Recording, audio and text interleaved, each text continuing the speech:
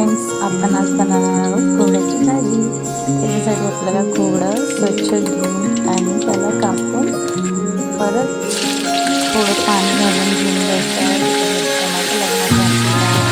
फोडणीला तेल लागणार आहे. त्यात आपण तेजपान मसाला घालणार आहोत. ओला मसाला वाटण आणि त्यात मग आपल्याला टोमॅटो टाकायचे आहे आणि त्याला शिजू देणार आहोत. टोमॅटोला सॉफ्ट होऊ देणार आहोत. मग त्यात आपण हळद घालणार आहोत. चवीनुसार तिखट पण घालणार आहोत. मीठ पण घालायचं आहे आणि मग त्याला परत थोडं शिजू द्यायचं आहे तेलात. नंतर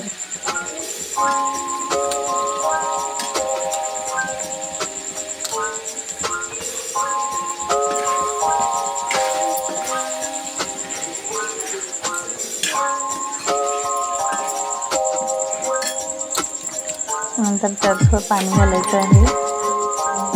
मग त्याला परत थोडं शिजू द्यायचं आहे आणि मग त्यात घालायचं आहे पोह्याच्या फोडी ज्या आपण चिरलेल्या होत्या आणि त्याला परत झाकून शिजू द्यायचं आहे. त्याला पोह्याला सॉफ्ट होऊ द्यायचं आहे.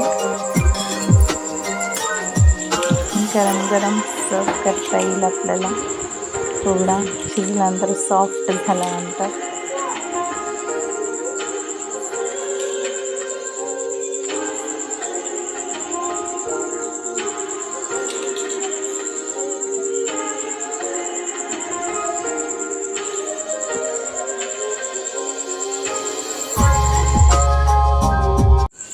Thanks for watching. Please like, subscribe.